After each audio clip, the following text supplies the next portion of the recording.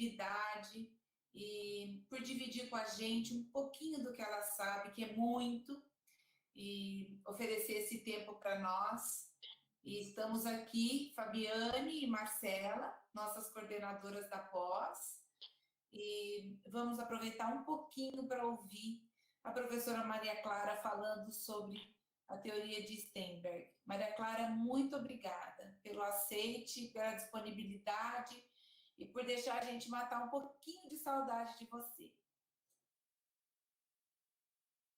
Olá, sou a professora Marcela, coordenadora do curso de pós-graduação em altas habilidades, junto com a professora Fabiane. Professora Maria Clara, é um prazer poder dialogar com uma educadora que fala sobre superdotação e que tem uma experiência para compartilhar conosco. Seja muito bem-vinda, sou grata por este momento. Boa noite a todos, sou a Fabiane, para quem não me conhece, e realmente é um privilégio ímpar poder a gente ouvir a professora Maria Clara. A gente nem vai falar muito para a gente poder aproveitar todo o conhecimento dela, já que esse tempo é tão rápido, mas eu só gostaria de falar um pouquinho para vocês, já que eu sou a moça que gosta dos livros, a moça, né, que gosta dos livros. Para mim, essa que eu digo que a gente tem algumas bíblias da superdotação, né, e este aqui, para mim, também é um livro de cabeceira para quem tem interesse. É um livro que ele é atemporal, ele é para sempre e é fundamental para quem tem vontade, interesse em aprofundar e conhecer cada vez mais sobre a superdotação. Professora Maria Clara, já temos duas perguntas que já foram repassadas para a professora. Agora já está aberto o chat, vocês já podem estar mandando as perguntas também. Seja muito bem-vinda novamente, esse espaço é seu e é com muito carinho e muito orgulho que a gente quer passar a palavra para você agora. Obrigada e vamos lá, gente. Muito obrigada, o carinho com que vocês me recebem é sempre maravilhoso, me faz voltar no tempo, 5 anos, quando eu estive aí fazendo a gravação da matéria do curso, e eu fui super bem recebida por vocês. Agradeço às três a gentileza e o carinho com que me recebem. Boa noite a todos que estão nos assistindo. Eu vou primeiramente responder as duas perguntas que chegaram mais cedo, e depois vocês poderão fazer as perguntas e a Fabi, a Marcele e a Anelisa vão repassar essas perguntas para mim, porque eu não consigo falar e ler o chat ao mesmo tempo. Não consigo fazer essas duas coisas ao mesmo tempo, sobretudo na tecnologia, que vocês sabem que eu não sou muito boa nessa história de tecnologia. Mas então, a primeira pergunta é muito interessante e é a seguinte: como entende as teorias de Sternberg, Renzulli e Gagné? A complementação entre elas?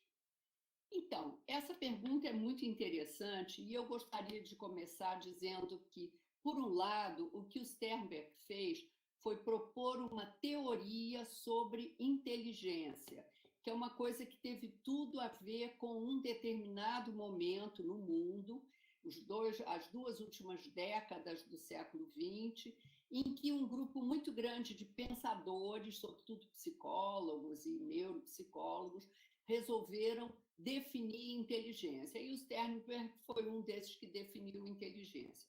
Por outro lado, o que Renzulli e Gagné fazem é propor modelos de atendimento a superdotado. Aliás, o Sternberg nem estava falando de superdotados, ele falou de inteligência. Mais adiante, em algum artigo dele, em algum capítulo de livro dele, ele fez essa relação entre inteligência e superdotação e como seria a teoria dele aplicada para alunos superdotados. Mas fazendo essa relação entre a teoria de Sternberg e os dois modelos, nós podemos pensar o seguinte: o Renzulli, ele fala dois tipos de superdotação. Ele fala da superdotação mais analítica, mais do lado do ponto de vista de um pensamento crítico, né, de análise, de síntese, e do superdotado criativo, que a gente pensa mais como o pensamento criativo, que é um pensamento na teoria do Sternberg, quando ele fala de 3 tipos de inteligência, a inteligência analítica, a inteligência criativa e a inteligência prática, a gente poderia dizer que a inteligência analítica, assim como definida pelo Sternberg, pode ser usada no modelo de Renzulli com esses alunos que são mais analíticos, e a inteligência criativa de Sternberg poderia ser mais usada com alunos que são criativos. E quando Sternberg fala dessa inteligência prática, isso teria talvez a ver com, dentro do modelo do Renzulli, ele fala do que os alunos vão criar, né? E sempre ele propõe que essas criações dos alunos sejam ligadas ao mundo, a uma situação existente, que o aluno possa criar alguma coisa para o mundo, seja o mundo da escola, o mundo da casa, enfim, o mundo. Então, de alguma maneira, a gente pode estabelecer pontes entre a teoria do Sternberg e o modelo do Renzulli.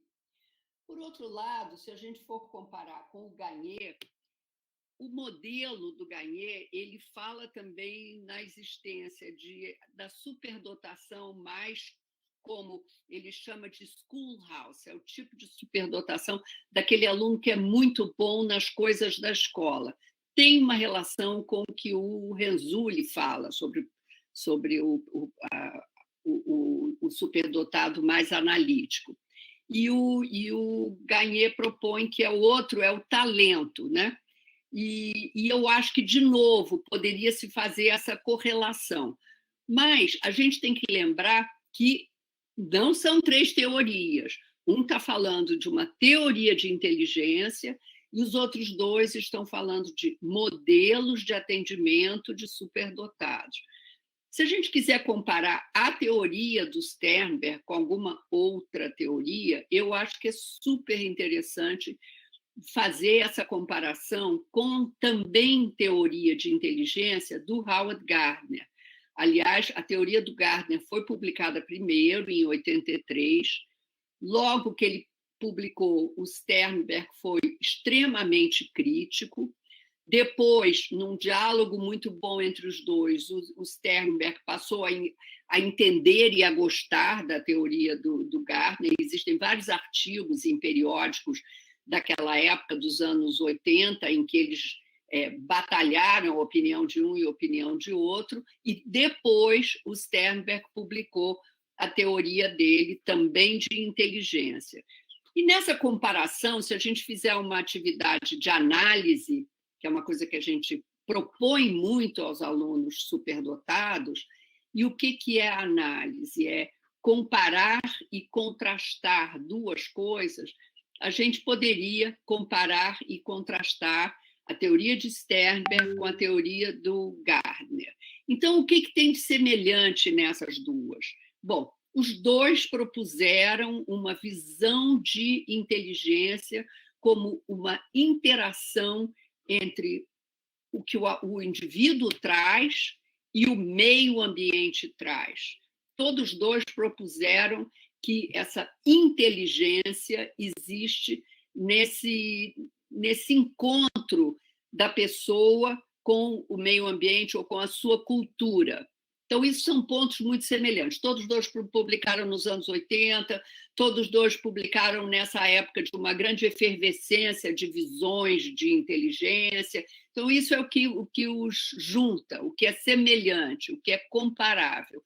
E o que contrasta? E aqui que vem a coisa que é muito interessante para a educação de superdotados.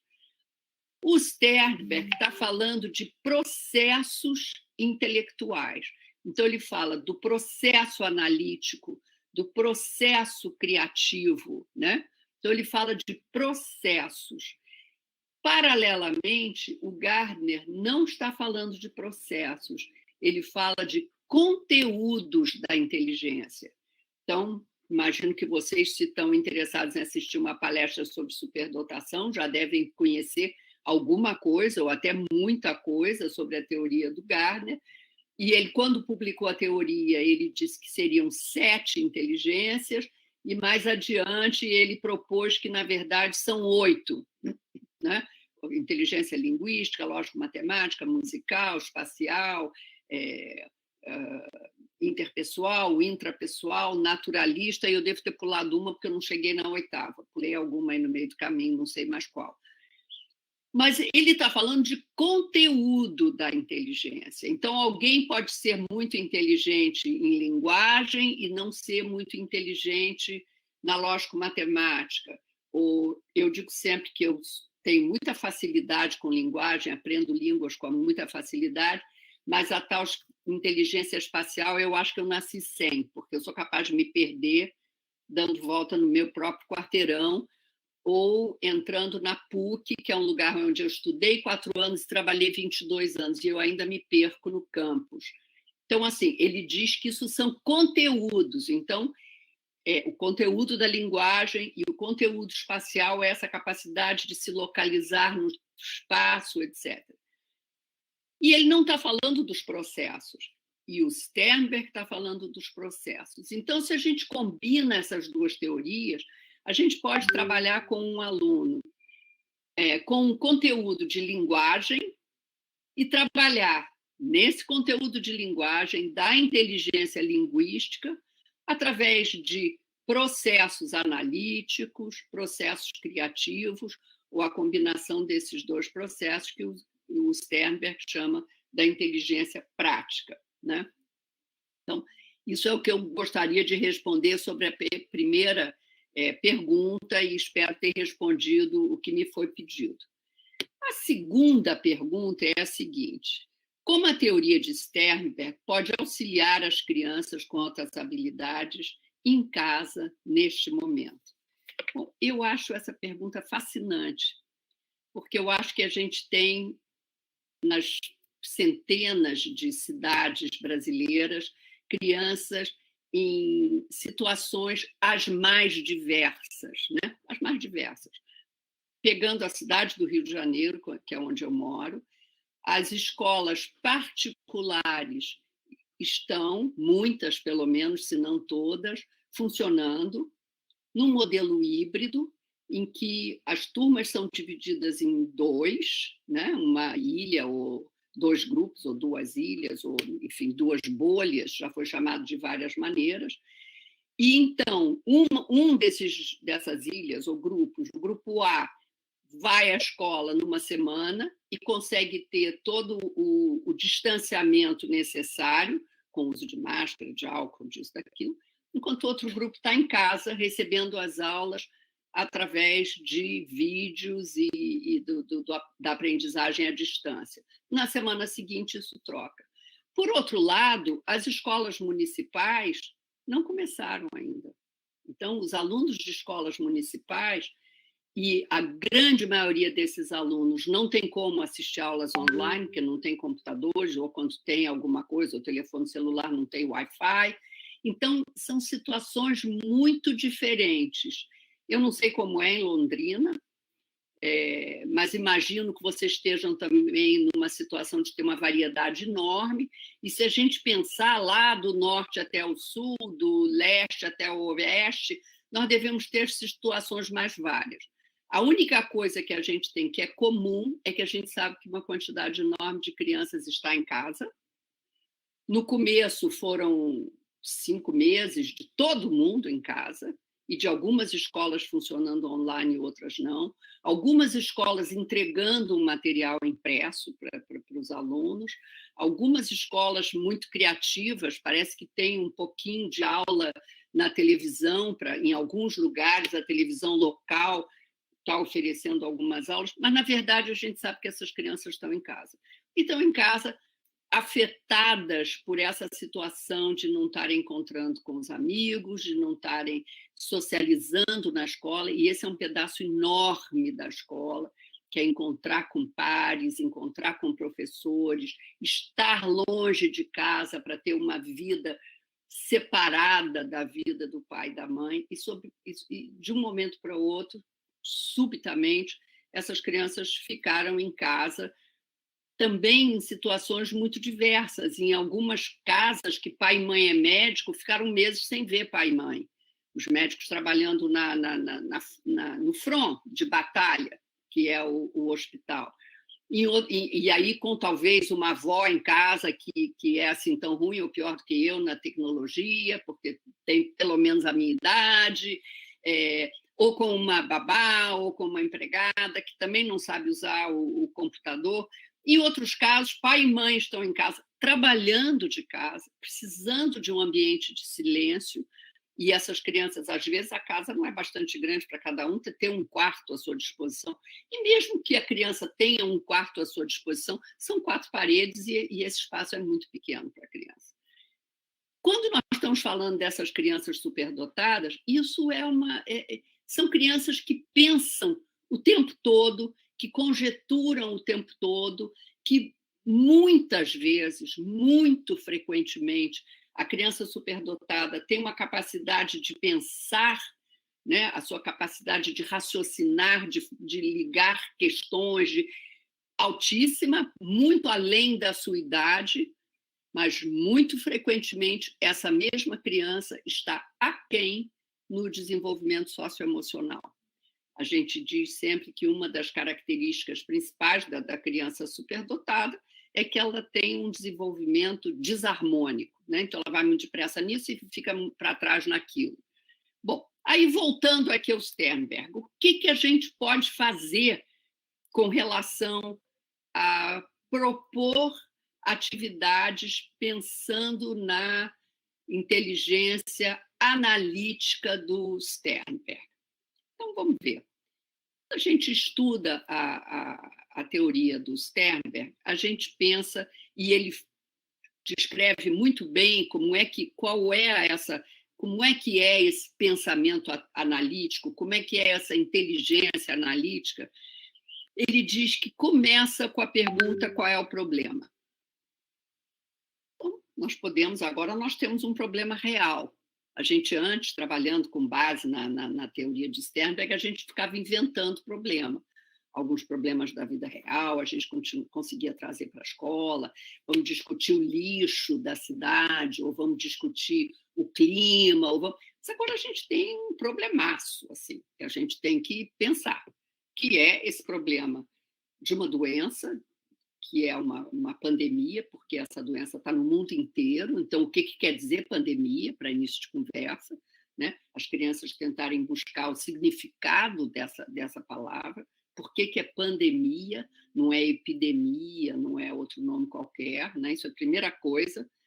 E depois, o que isso significa na nossa vida individualmente, a minha, dos meus pais, da minha família, dentro de casa, e mais, de todos os meus colegas da escola, como é que eles estão, como é que está a nossa cidade dentro do nosso país, dentro desse mundo. Então, a primeira coisa que o Sternberg fala é da identificação do problema. Então, nós podemos pedir às crianças para identificar esse problema. Por que a pandemia é um problema? E aí, deixar a cabecinha deles voarem com relação a isso. O que eles podem... Vale a pena os professores de alunos superdotados buscar sites que vocês visitem antes, para não mandar um site sem saber qual é o conteúdo do site, que a gente sabe que tem coisas perigosas na rede. Mas sugerir sites para eles irem pesquisar. O que tem sido essa pandemia no mundo inteiro? Qual é esse problema? Identificar o problema. Uma segunda coisa que ele propõe é que se organizem as informações. Então, o aluno vai pesquisar, conseguir um monte de informação, tal. Você consegue organizar essas informações que você conseguiu, apurar e me apresentar isso de uma maneira organizada? Eu tenho alunos muito pequenos que aprenderam a usar PowerPoint agora, por exemplo, porque eles começaram a conhecer essa coisa que eles não precisavam usar, nunca tinham usado, mas, de repente, eles querem se comunicar com essas pessoas, professoras que trabalham com eles, que trabalham com os superdotados, e com muito pouca explicação eles acessam o PowerPoint e conseguem criar um documento. Então, eles vão organizar, cada aluno vai organizar essas informações que eles começaram a levantar, por exemplo, num PowerPoint, mas pode ser num papel escrito à mão, pode ser numa cartolina, pode envolver desenhos, não envolver desenho. Aí, gente, a criatividade de vocês e a deles. Como é que vocês querem me apresentar essas informações que vocês conseguiram levantar? Terceira coisa, sugerida pelo Sternberg também, pensar estratégias.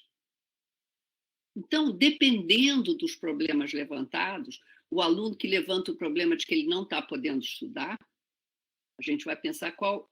Então, o que você pode fazer se você não está conseguindo assistir às aulas? Você tem alguma outra maneira que você pode sugerir, pensar para você de aprender? A gente aprende com uma opção de maneiras. A gente aprende com livros, a gente aprende com filmes, a gente aprende com músicas, a gente aprende com outros programas de televisão interessantes. A gente tem canais que têm programas muito interessantes. Nós podemos sugerir para os alunos coisas que eles podem... Enfim, eles vão pensar em estratégias para resolver alguns dos problemas que eles identificaram, cada um para si, com a pandemia. E aí, de novo, Joãozinho identificou um problema, ele disse, organizou as informações sobre esse problema, e aí vocês vão dizer para o Joãozinho, mas o que você propõe fazer, agora que você levantou esses problemas todos? O que você propõe como estratégia? E, finalmente, eu não passei por todas as fases da inteligência analítica, porque eu escolhi as que faziam mais sentido, finalmente é avaliar se essas estratégias que você pensou, você botou em funcionamento, e você vai avaliar se elas foram boas ou foram ruins. Funcionaram? Você conseguiu diminuir o seu problema com a estratégia que você pensou? Você conseguiu alguma maneira de diminuir o impacto da pandemia na sua vida escolar, ou na sua vida em casa, ou o que seja, tá? Com relação à inteligência criativa, o Sternberg, de novo, ele diz, bom, o que nós vamos criar? E aqui a gente sabe que existe a pandemia, que existe tudo isso. Vamos pensar, a gente pode inventar alguma coisa a essa altura dos acontecimentos? Então, a primeira coisa que ele sugere é redefinir o problema. Aquele problema lá, que o analítico, na fase da inteligência analítica, o aluno lá disse qual era o problema, agora você vai redefinir o problema de outra maneira. E redefinir o problema é olhar para o problema de um outro lado. Acho que quem assistiu o meu curso lembra dessa história, mas talvez tenha gente aí que não assistiu. O Sternberg conta, eu assisti numa palestra dele, ele dizendo que era uma pessoa que odiava o chefe e adorava o emprego e não sabia o que fazer, se saía do emprego ou se ficava no emprego que ele gostava e aturava o chefe. E, finalmente, ele teve uma ideia. Ele escreveu um currículo para o melhor headhunter da cidade, né? Headhunter é aquele que procura emprego. E mandou um currículo super bem escrito para o melhor headhunter da cidade, do chefe dele. E, com isso, o chefe dele foi para um outro emprego e ele ficou no lugar que ele gostava, sem o chefe. Então, enquanto o problema está definido como eu gosto do meu trabalho, mas eu não gosto do meu chefe, o que eu vou fazer? Eu vou desistir desse emprego que eu gosto, eu vou ficar aturando esse chefe chato. Você redefine o problema e diz, eu tenho que me livrar desse chefe. E como é que eu posso me livrar? E ele deu uma solução super criativa. Então, redefinir o problema é a primeira coisa. A gente pode olhar para esse problema de outra maneira? A gente pode questionar as suposições. Eu me lembro, no dia 13 de março, eu trabalho num grupo de escolas, e no dia 13 de março nós todos fomos para casa. Era uma sexta-feira, pegamos o material, o diretor nos chamou e disse, olha, vocês vão para casa, passar 15 dias, só até o fim de março. De repente, a gente chama isso de férias. Em abril, provavelmente, a gente volta, vai estar tudo muito bem. Não foi o que a gente viu, né? O que a gente viu foi que isso continua, e continua, e continua, e nós achamos que acabaria no dia 31 de dezembro, mas a gente continua. Então, a suposição que isso vai durar muito, ou a suposição que isso vai durar pouco, ou a suposição que isso é uma coisa sem fim, vamos questionar essas nossas suposições. Talvez não seja bem isso. A gente está achando que é de uma maneira, mas a gente pode pensar que talvez seja de outra maneira, né? Então, questionar as suposições. E aí, vocês têm que propor para os alunos fazer uma tempestade cerebral. Todo mundo sabe o que é uma tempestade cerebral. Vocês vão perguntar aos alunos que eles digam tudo que eles acham que são suposições, ou tudo que eles acham que são possibilidades para sair disso, enfim. E aí você gera uma quantidade enorme de ideias. Você consegue que os alunos, e sobretudo a tempestade cerebral feita em grupo, porque a ideia de um faz com que você tenha uma outra ideia, dispara a ideia dos outros. Se é você sozinho, você só pensa nas suas. Se é em grupo, você ouve os colegas e você, a partir dos colegas, tem ideias novas, né? E aí pensar que o conhecimento tem dois lados, que é uma coisa que ele diz também. A gente ter muito conhecimento é muito bom, é importante a gente ter muito conhecimento para a gente conseguir criar, mas a gente tem que tomar cuidado para esse muito conhecimento não nos esmagar. O que poderia nos esmagar a gente pensando sobre a pandemia? Bom, eu acho que pode nos esmagar a gente pensar na quantidade de mortos, na quantidade de dias que a gente está preso em casa. Então, assim, nós temos que controlar o nosso conhecimento para que o conhecimento demais não nos esmague, não esmague os nossos alunos. Temos que assumir riscos, os alunos têm que saber que eles vão propor ideias novas, diferentes, são arriscadas, no sentido de que se eu estou propondo uma coisa nova, eu não sei se vai ser uma boa ideia, eu não sei o que os outros vão achar, não é? E uma coisa importantíssima que ele fala sobre a inteligência criativa, e isso eu tenho visto sendo feito por profissionais que estão trabalhando hoje com crianças superdotadas desse grupo com o qual eu estou trabalhando. Permitir que os alunos descubram interesses verdadeiros. Permitir que eles se apaixonem por assuntos novos. Né? Eles podem se apaixonar por tanta coisa relacionada com isso, eles podem se apaixonar pelos assuntos mais vários, e é isso que a gente quer com as crianças superdotadas. As criativas e as analíticas, mas o Sternberg está falando aqui especificamente da inteligência criativa. Permitir que ele descubra, que cada menino, cada menina descubra uma paixão, que descubra um assunto que realmente interessa. E, finalmente, na inteligência prática, é realmente criar um produto que possa, que do ponto de vista analítico seja possível, que do ponto de vista criativo também seja possível. E não esquecer que o Sternberg fala sempre da metacognição, né? Então, a gente tem que lembrar sempre de permitir que as crianças brinquem com ideias, que eles discutam a ideia do outro, que eles tenham muitas soluções para um só problema. Uma ideia super legal é uma atividade que propõe que eles entrem numa máquina do tempo, que eles viajem ou para o futuro ou para o passado. Dá para fazer montanhas de coisas, gente, pensem nisso. Bom, acho que eu já falei bastante e eu gostaria de saber se tem novas perguntas. Vamos lá, professora, tem sim. Mas olha, já estou aqui enlouquecida escrevendo tudo isso, quanta aprendizagem. O Douglas, ele faz uma pergunta, você acha que tem alguma relação entre a criatividade da teoria de Renzulli e a criatividade da teoria do Sternberg? Douglas, eu acho que a gente está falando de criatividade. Então, eles abordam de uma maneira um pouco diferente, mas criatividade é criatividade. É olhar de um novo ponto de vista, é pensar em ideias fora da caixa, é esse exemplo que eu dei da pessoa que olha para um problema de uma maneira redefinida. Criatividade é criatividade. Eu acho que isso passa pelos dois da mesma forma. Acho que tem a maior relação.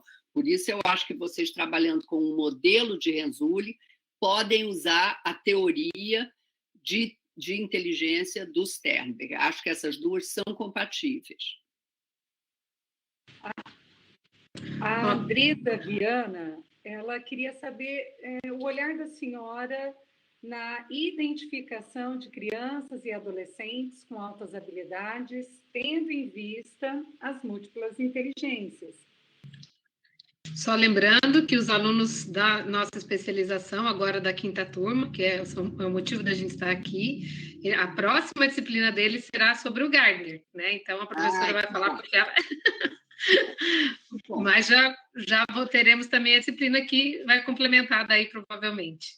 Então, eu trabalho avaliando crianças e jovens há 30 anos, talvez, e eu tenho esse referencial da teoria do Gardner, até porque meu doutorado eu fiz com base na teoria dele, que era uma teoria fresquinha, saidinha do forno, quando eu fiz o meu doutorado, e eu acho que a gente deve usar a referência das múltiplas inteligências para avaliar. Eu só acho que normalmente não pode ser a mesma pessoa avaliando, por exemplo, a inteligência linguística e a inteligência musical. Eu me acho capaz de avaliar as inteligências que eu chamo de inteligências acadêmicas, que são a inteligência linguística, a inteligência lógico-matemática e, com a minha equipe, a inteligência espacial. Minha equipe me ajuda muito nessa. Mas nem eu, nem ninguém da nossa equipe podemos avaliar uma criança que se acredita que é superdotada em música. Por quê? Eu não sou musicista, eu não conheço bastante música para dizer que essa criança ela tem mais habilidade em música do que as outras crianças da idade dela. Eu não me sinto confortável avaliando isso, porque eu não entendo bastante de música. Artes plásticas também não. Eu sou uma apreciadora de música, sou uma apreciadora de artes plásticas, não vivo sem a minha música clássica tocando o tempo todo, mas isso não me faz capaz de perceber que essa criança tem um dom musical e aquela não. Claro que eu ouço uma criança pequena tocando piano muito bem, eu digo, nossa, essa criança obviamente que tem um talento musical, porque é uma criança de 6 anos que está aqui tocando Mozart, ou sei lá o quê. Mas não é disso que a gente está falando. A gente está falando de uma avaliação dentro de um lugar, dentro de um espaço de avaliação. Eu não acho que a mesma pessoa possa avaliar as duas coisas. O sinestésico também não. Como é que eu vou avaliar se uma meninazinha ou um meninozinho tem capacidade de ser um grande bailarino? Sei lá, eu gosto de balé. Eu, quando vejo um balé de qualidade, eu digo, nossa, esses bailarinos são maravilhosos. Nem por isso eu posso avaliar crianças para dizer se elas têm esse dom, essa capacidade, essa inteligência acima da média na coordenação motora ampla. Tá? Mas eu acho que a gente deve, sim, avaliar todas as inteligências e acho que a gente deve ter a humildade de dizer vocês, pais, estão me trazendo porque vocês acham que seu filho é muito musical, procurem uma professora de música ou um professor de música. Perfeito, professora. Muito bem respondido. Obrigada. Vamos lá. O Samuel pergunta, professora. Professora Maria Clara, como desenvolver o modelo de Steinberg na educação infantil com crianças muito pequenas? Samuel, deixa eu te dizer, crianças muito pequenas, e eu trabalhei muitos anos em educação infantil, elas têm pensamento analítico e elas têm pensamento criativo, não tem a menor dúvida. E tem o prático também. Eu acho que você pode perfeitamente perguntar para uma criança pequena qual é o problema aqui, né, em termos da analítica. Qual é o problema que você tem aqui? Derramou uma coisa aqui em cima da mesa, bom, qual é o problema? A gente vai ter que secar isso. O que você acha que a gente pode usar para secar isso? Como é que a gente vai fazer isso? O que você vai pegar ali para poder vir secar isso? Você está falando da inteligência analítica. Pensa um pouco antes. O que é melhor? Papel de cozinha, papel de escrever?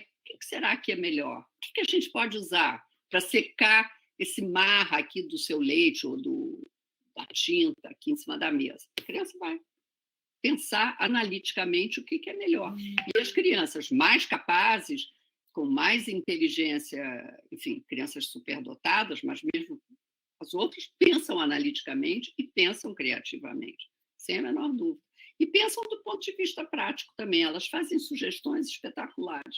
É só a gente parar para ouvir.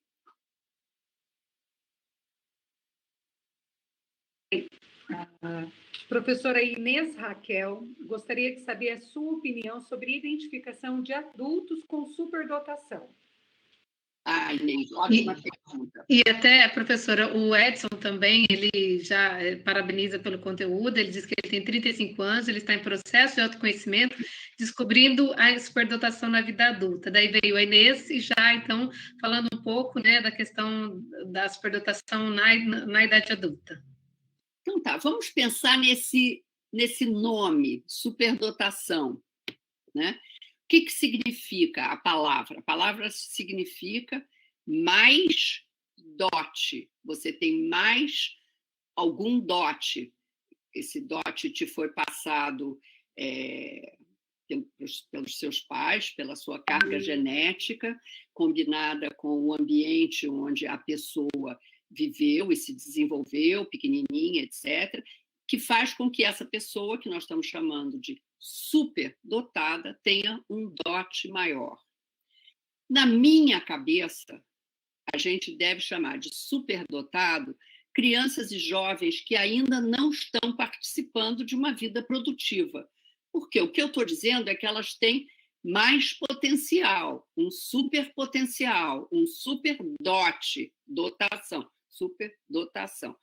E que a gente espera que, quando eles cresçam e comecem a participar da vida adulta, vida produtiva, etc., eles vão ter a possibilidade de ter uma produção maior.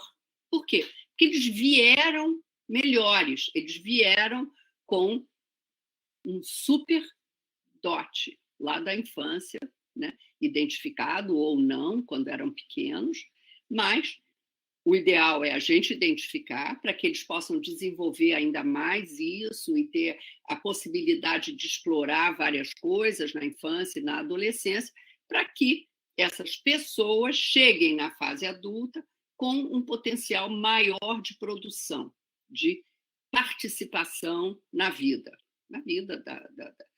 da instituição onde trabalham, na vida da cidade, na vida do mundo, no que seja. Eu sempre falo com as pessoas que trabalham com crianças superdotadas que é muito importante dizer a essas crianças e esses jovens que eles têm que levar o que eles estão aprendendo para outras pessoas. Na escola, isso desde 91, quando eu comecei a trabalhar na escola americana aqui do Rio, e que eu trabalhava com essas crianças superdotadas, eles faziam pesquisas, faziam trabalhos, construíam coisas, e a gente levava de volta para a sala maior a qual eles pertenciam, para eles apresentarem essas coisas todas que eles tinham feito. Por que isso? Porque eu acho que é importante, desde cedo, a gente dizer que essas crianças vão poder participar mais da vida. Agora, se você chegou aos 30 anos, você não foi identificado antes, mas você tem vontade de saber, será que eu tinha esse dote, esse potencial lá atrás? Será que eu não aproveitei bastante, que eu não estou podendo fazer bastante? Há uma série de testes que podem ser feitos e que adultos poderão saber eu tenho um potencial maior ou menor. Mas, se isso vai mudar a sua vida, a sua produtividade, não sei. Se isso vai te dar um conforto, uma satisfação de saber que você tem um potencial maior, eu acho ótimo, mas eu acho que junto a isso vem o seu compromisso de, então, produzir mais. Porque se você tem realmente uma capacidade maior, como é que você vai ajudar aqui o mundo? Como é que você vai ajudar o lugar onde você mora, o lugar onde você trabalha? Ou será que você vai descobrir uma área nova que nunca tivesse te ocorrido que você poderia ser bom? Pode ser, mas dá tempo de você voltar e fazer o desenvolvimento dessa área que não se desenvolveu até agora? É uma aposta. Por que não? Pode apostar. Eu não vou te dizer se você vai conseguir fazer isso ou não. Vai depender de cada um. Tá bom? Professora, nós temos aqui João Bosco de Souza Dias. Ele pergunta: o aluno com inteligência criativa pode sofrer desânimo por falta de atividade de enriquecimento? João, ótima pergunta, certamente. E por isso que é tão importante a gente achar esses alunos que são mais analíticos do que os seus pares em idade, que são mais criativos do que os seus pares em idade. A gente precisa criar oportunidades para que eles possam criar. Porque se eles vivem numa escola, num lar, etc., onde as ideias deles não são aceitas, ele vai desistir de criar. E aí a gente não sabe o que pode acontecer. Eu costumo dizer que a pior coisa que uma criança pode aprender na escola, a pior coisa que uma criança ou um jovem pode aprender na escola, é que na escola não se aprende nada.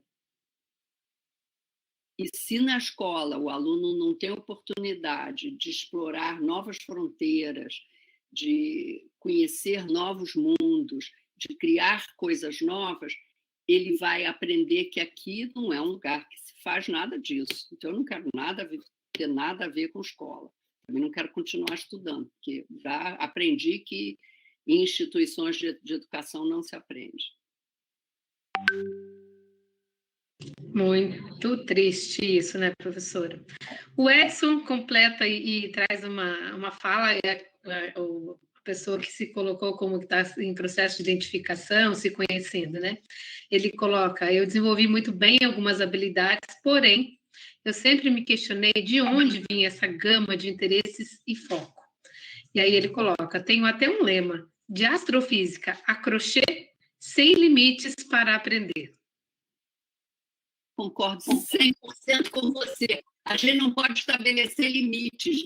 Eu vou dizer uma coisa que eu comecei a aprender na pandemia. Já desisti, porque é muito difícil, já desisti. Mas resolvi que eu ia aprender um pouco de turco. Ah, pois é, por que turco? Porque eu estava vendo um seriado ótimo na televisão sobre o caminho que uma tribo faz no Oriente Médio, lutando com outras tribos, e nos anos 1000 e pouquinho, lutando com outras tribos, lutando com invasões dos mongóis, lutando com isso, aquilo, até chegar no lugar que hoje em dia é a Turquia.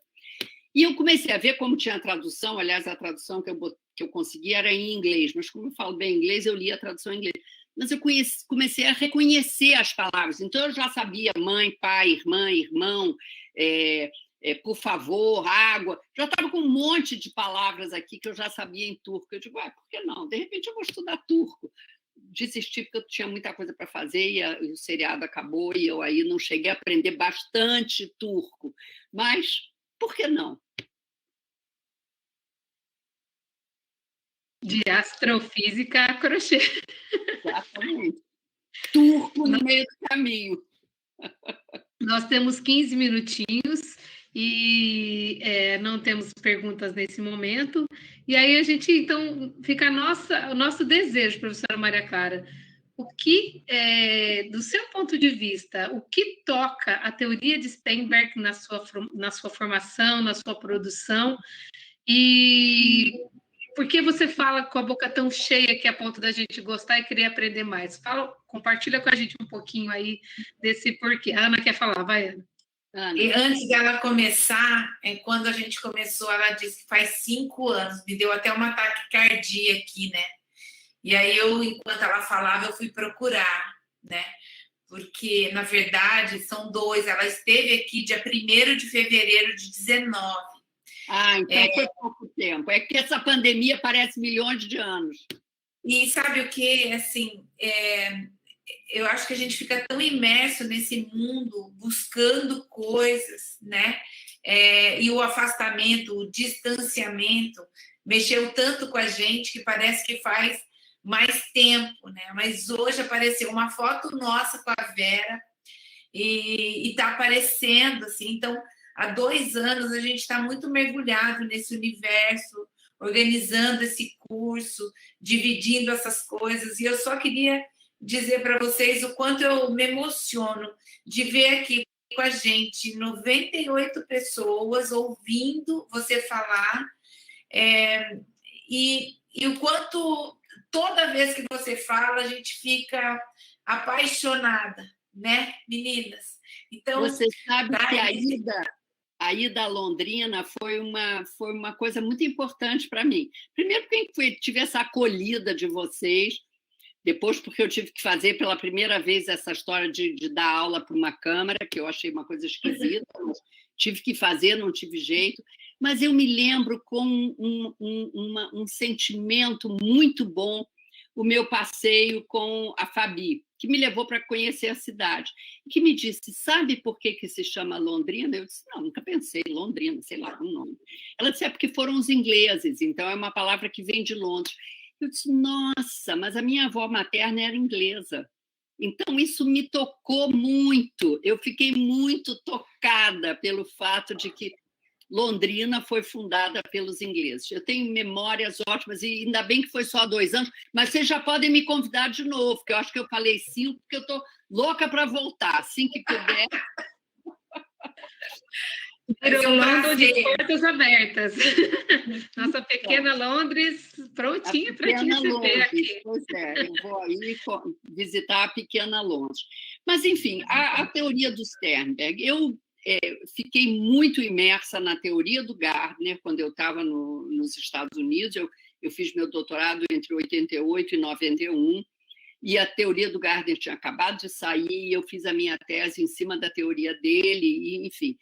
E no finalzinho começou a sair a teoria do Sternberg. E já de volta no Brasil, eu estudei muito a teoria do Sternberg. E, inclusive, no livro que a Fabi mostrou aí, eu proponho um modelo de currículo que casa essas duas teorias, a teoria do Gardner e a teoria do Sternberg, em que a gente pensa nas inteligências múltiplas do Gardner como conteúdos de inteligência e nas inteligências do Sternberg como os processos para trabalhar todos esses conteúdos. E acho que em qualquer das áreas a gente pode, das inteligências do Gardner, seja espacial, seja numa aula de dança, você pode analisar uma coreografia olhando do ponto de vista, e aí é a inteligência sinestésica inteiramente, você pode analisar uma coreografia do ponto de vista analítico, quais são os passos, etc. E você pode usar a criativa. Como é que eu faço uma outra coreografia sobre essa mesma história? E a gente vê isso muito. O Lago dos Cisnes, que é um dos balés mais vistos no mundo, teve uma coreografia nova, interessantíssima. Se vocês nunca viram, vale a pena procurar no YouTube, em que é uma coreografia diferente e todos os cisnes são homens. É belíssimo, belíssimo. Inclusive, tem um filme, e eu agora não vou lembrar, porque eu tenho que pensar nos nomes antes de entrar na entrevista, mas vocês devem lembrar.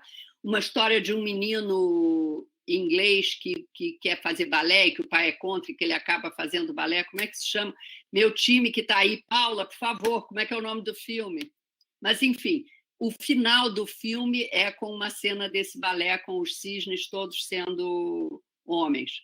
É um balé lindíssimo. Então, assim, a gente, em qualquer uma das inteligências do Gardner, a gente preparando um currículo, usando essa inteligência como conteúdo do nosso currículo, nós podemos usar as inteligências do Sternberg como processos, né? Então, a gente pensa que qualquer currículo tem conteúdo, processos e produtos. Então, a gente pode casar os conteúdos das inteligências do Gardner com os processos das inteligências do Sternberg, e aí os produtos serão os mais vários. O filme é Billy Elliot. Isso, Billy Elliot. É ótimo. A última cena do Billy Elliot é ele dançando esse balé dos cisnes homens. Então, você vê... uma história que já existia, então, se você analisar aquela coreografia, e, obviamente, teve alguém extremamente criativo que criou uma nova coreografia. Então, isso pode ser feito na dança, nas artes plásticas.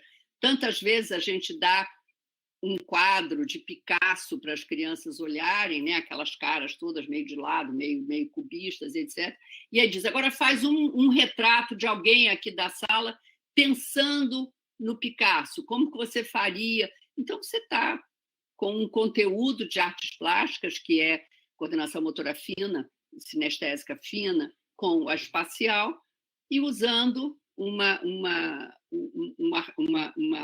processo do Sternberg, que é criar uma coisa a partir de uma que existe. Então, certamente, casar essas duas teorias é muito legal. Professora Maria Clara, nós temos uma professora também assistindo a sua live do curso, a professora Renata Maia Pinto. Saudade, Renata! Saudade! E ela pede para a professora contar um pouco para a gente sobre o trabalho hoje aí no Rio. Então, eu durante 18 anos, trabalhei com crianças superdotadas de baixa renda, apenas. Tá? De 2000 a 2018, eu só trabalhei com crianças superdotadas de baixa renda, em 2 institutos, em 2 ONGs diferentes, mais tempo na segunda, e foi um trabalho totalmente apaixonante, porque a gente seleciona crianças superdotadas nas favelas mais pobres do Rio. A gente faz o processo de seleção quando eles estão no 3º ano, e aí a gente trabalha com eles no 4º e no 5º, preparando esses alunos para entrar em algumas escolas que existem no Rio, escolas federais, que são públicas, no sentido de que não se paga para frequentar, mas que são escolas de excelência dificílimas de se entrar. E nós tivemos um resultado de aprovação nessas escolas de mais de 90% dos nossos alunos. E como a gente começou lá no ano 2000, nós temos uma quantidade enorme de ex-alunos formados, profissionais, trabalhando como médicos, otorrinos, médicos, odonto, engenheiros, arquitetos, psicólogos, advogados, pedagoga, uma turma enorme. Hoje eu recebi a notícia de 2 meninas que acabaram de entrar para a UFRJ, que é a Universidade Federal do Rio de Janeiro, oriundas desse programa, enfim. Então, o meu trabalho exclusivamente foi isso. Eu saí dessa segunda ONG e aí comecei a simplesmente dar consultoria para uma terceira que faz exatamente isso, mas em uma única comunidade do Rio de Janeiro. Quem conhece o Rio, quem já chegou de avião no aeroporto do Galeão, conhece uma favela enorme no caminho, na saída do Galeão, que se chama Complexo da Maré. E nós trabalhamos só com crianças daí. Mas eu dou consultoria para esse grupo, porque, por outro lado, eu fui contratada pela escola Eleva para fazer toda a inclusão, e aí tem o lado da superdotação e o outro lado, das 3 unidades atuais da Escola Eleva. A Escola Eleva vai abrir outras unidades, mas no momento tem 3, 2 no Rio e uma em Brasília, e eu faço esse trabalho. Mas eu continuo acompanhando os meus ex-alunos, que estão chegando à universidade, já chegaram à universidade, já saíram da universidade, têm sucessos acadêmicos. E, assim, você pensar que são pessoas de famílias paupérrimas. Eu tenho 2 com doutorado, um com doutorado em biologia, uma com doutorado em educação. Esse com doutorado em biologia fez 1 ano sanduíche nos Estados Unidos, com bolsa, tudo pago. Tenho um com mestrado em física nos Estados Unidos, com tudo pago, bolsa total. E tenho outros... tem uma que deve ter acabado já, que eu não tenho notícias dela já há alguns meses, fazendo mestrado em odonto. Enfim, e aí tem médica, advogados, engenheiros, tudo isso é uma felicidade assim, imensa. Esse trabalho com essas crianças que normalmente não teriam oportunidade de desenvolver esses potenciais. A gente trabalha com muito poucos, porque não dá, a população de baixa renda do Rio é enorme, mas a minha equipe e eu, a gente fica se convencendo que nós somos lá aquela, não sei se é beija-flor ou qual é o passarinho que pega uma gotinha d'água e joga no incêndio. A gente está jogando a nossa gotinha d'água no incêndio. A gente acha que faz diferença, mesmo que seja para um grupo muito pequeno. E com certeza né? Eu queria dizer assim, alguns sabem, né, da nossa motivação com relação à pós de altas habilidades de superdotação, o que nos moveu. Eu queria, tem bastante gente aqui nos ouvindo, né, dizer que desde o primeiro movimento que nós fizemos, nós sempre tivemos uma receptividade maravilhosa de vocês, né? Agora seria a hora da gente começar a regravar as nossas aulas, e por conta da pandemia, a gente não tem como pedir para as pessoas se locomoverem, né? E aí, então, a saída que nós tivemos foi, ao final do segundo ano, que era a nossa proposta, trazer alguns convidados, né? Tivemos lá a primeira aula, ligamos para a professora Suzana e ela, com todo o amor, veio. E aí nós, no dia, e agora, quem vai falar com a professora Maria Clara? Eu falei, eu que vou falar. Então, assim, né, não deu 5 minutos, essa disponibilidade, claro, quando, como. Então, assim, é de encher o coração da gente, né? E eu tenho certeza que muitos que estão aqui vão ser também como um beija-flor. Então, acho que se a gente tiver muitos, né, a gente vai apagar os incêndios, né, e vai levar, e vai plantar, e vai semear, e ainda veremos muitos frutos, né? Fabiana, eu e a Paty tivemos a oportunidade de ir para um encontro do Smart, que também tem esse projeto, né, Maria Clara? Foi criado por mim no ano 2000 e aí em 2005 eu saí, exatamente. E assim, é lindo, é emocionante, dá vontade de chorar, de ver aquelas crianças, a dor, né, o outro lado, porque eles têm a oportunidade, mas alguns familiares também têm essa preocupação, né, de levar uma ilusão para essas crianças, né, de como é que...